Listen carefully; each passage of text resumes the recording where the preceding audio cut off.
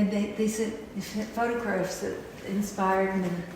And I used acrylic collage because I could embed things and use gold leaf and gold paint down in the painting to enhance the magical quality of it.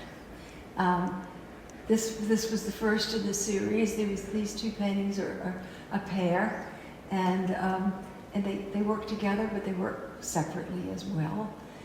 And then this one is surrounded. This is just a black hole surrounded by blue cosmic gases. And Black Hole Nebula with Stardust Particles, Mysteries of the Heart of the Universe series. Mm-hmm.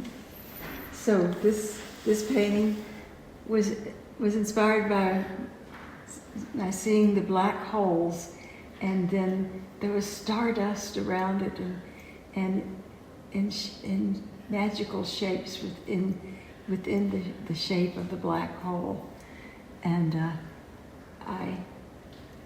What did you feel when you were choosing this and working on this? I was excited and mystified and wanted to try to describe what I felt when I saw those images. The Butterfly Nebula is one of the most interesting, entertaining pictures of one of the nebulae, and I loved doing a painting of it and in the acrylics and enhancing the shapes with little sparkles and then there little bits of leaf shape down in the area around it. It really jumps off the canvas where their bright oranges are. Yeah, it does. It was a delight to do. Inspired by the mysteries at the heart of the Milky Way, and the painting is called Mysteries at the Heart of the Milky Way. And I tried to imagine and paint all the sparkles and interesting shapes that are dotted throughout the universe. And, Is part of your collage material sparkling here? Yeah.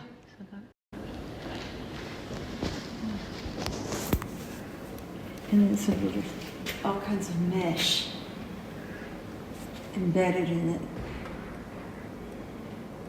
And this is the eye of the galaxy. And it was really shaped like an eye. It was so amazing to see. And so I used all kinds of little leafy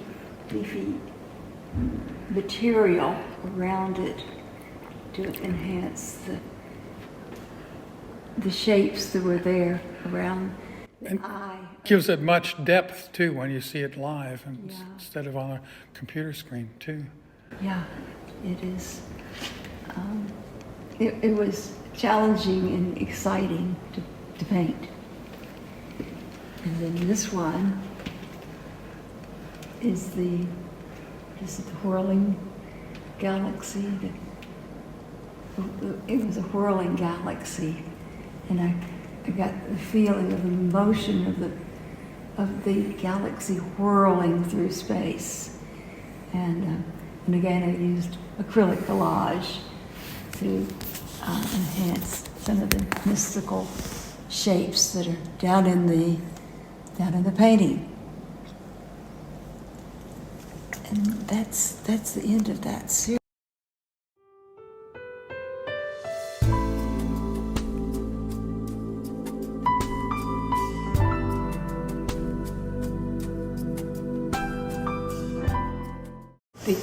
The cradle of the galaxy, and it somehow it suggested the idea of a cradle while things are being created, and it has all kinds of gold painted natural leafy shapes and little dots of gold paint to suggest all of the little all of the little things that, all of the little worlds and stars that are scattered throughout the universe. And then this one is Blue Star Blue Star Genesis? Genesis. And it just suggests the beginnings, the generation of shapes that are constantly happening, the constant ongoing of recreation, the constant ongoing of rebirth and renewal in the universe. I love how the dynamism is captured with the contrasting colors on the right. Yeah. And the gold jumps off the black so nicely. And then this one, yeah, I was thinking about the black holes and things that were being sucked into the black holes, and so I decided we could let some coronaviruses being sucked into the black holes and destroyed. And then there are all these gold shapes around it too that are part of this dynamic black hole that is destroying and creating. Early pieces I did when we got here, when we got my studio finished. Yeah, Earth Song. And this painting sings a song of the earth and of the ferns and running cedar and different kinds of leaves and living trees and Wind dance on top. okay. Well, it's a wind dance, and the kites show that the wind is blowing and that they're being tossed about in the sky above the abstract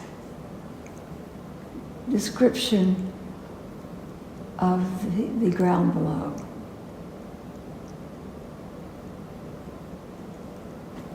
And I did several versions of that one. This is the only one I still have. The others sold. And this one is this Blue Star? No, same thing. Not Blue Star Genesis. It's This one here, the large one, or the one in the little? what should we call it? Frequency pads. Is the name of that one? Oh, okay. Frequency paths? Yeah, it's just like different paths to describe frequencies that are flying across the Earth and the solar system. And there's lace and little golden leaves and other kinds of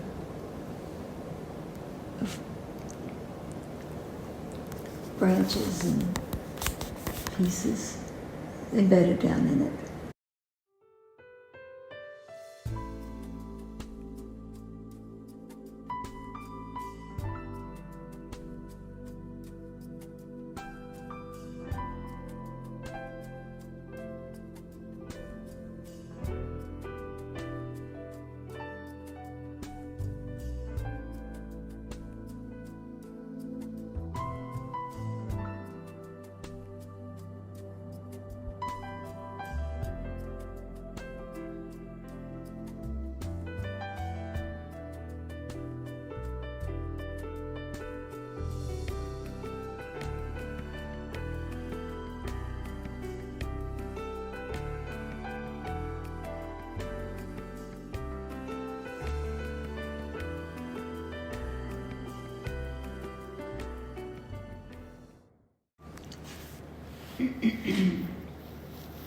Well, I could talk about the two pheasants.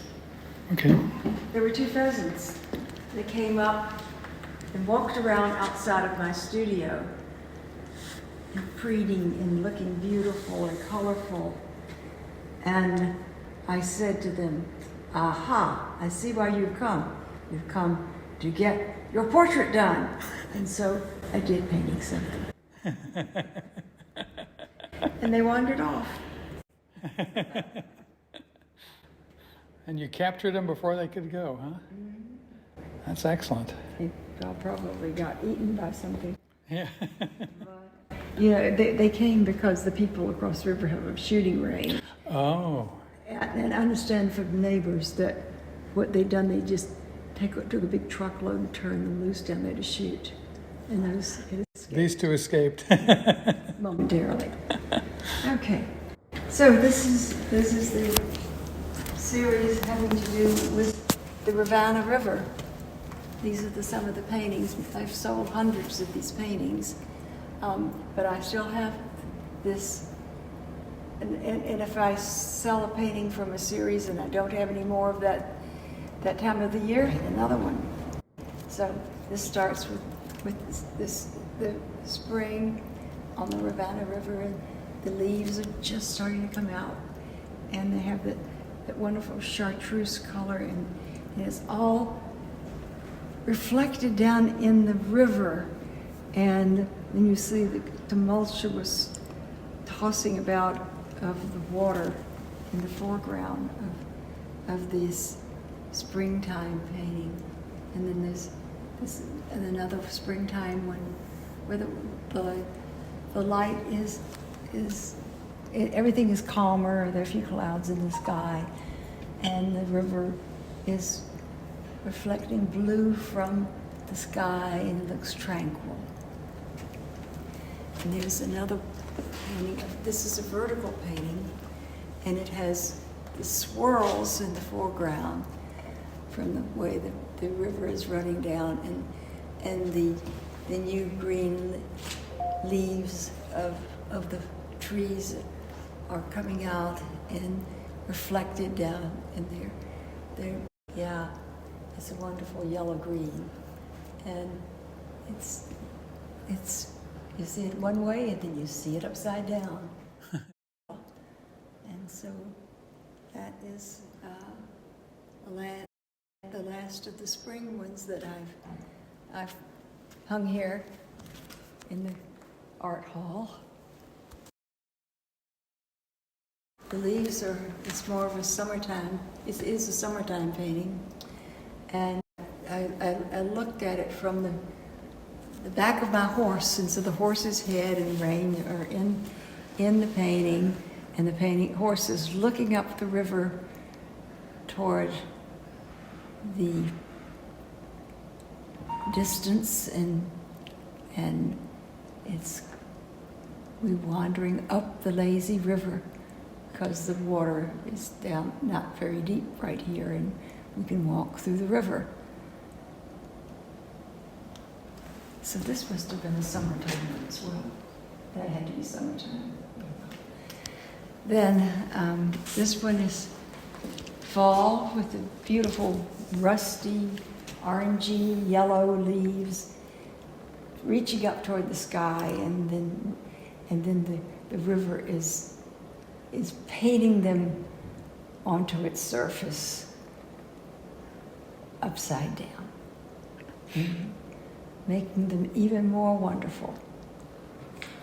And then I always enjoyed seeing this tree with the arched bough that reached down into the river, and then it was reflected on the surface of the river, creating a wonderful shape, and the colors of the yellow, orange, even purple, and little chartreuse greeny colors are all on the surface of the river and above in the sky.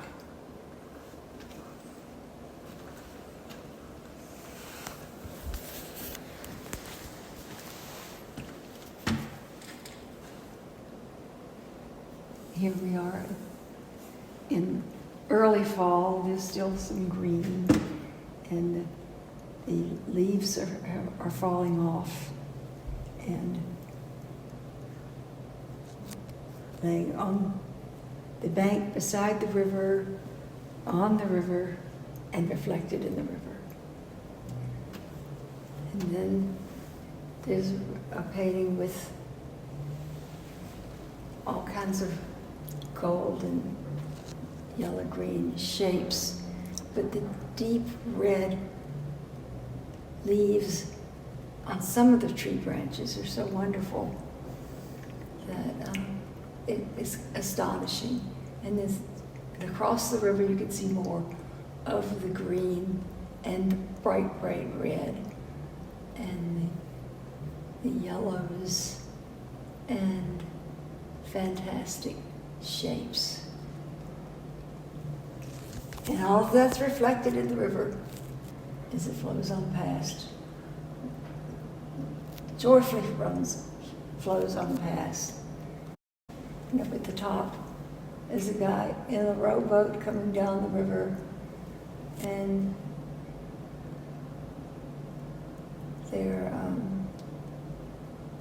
everything is still rather green there. Is that the one from Darden? It did Yeah. one at Darden, I think. It was the Darden painting. Yeah. Yeah. So that's the Rivanna downstream from where we're at now. Yeah. Yeah. I was painting with a group of other artists.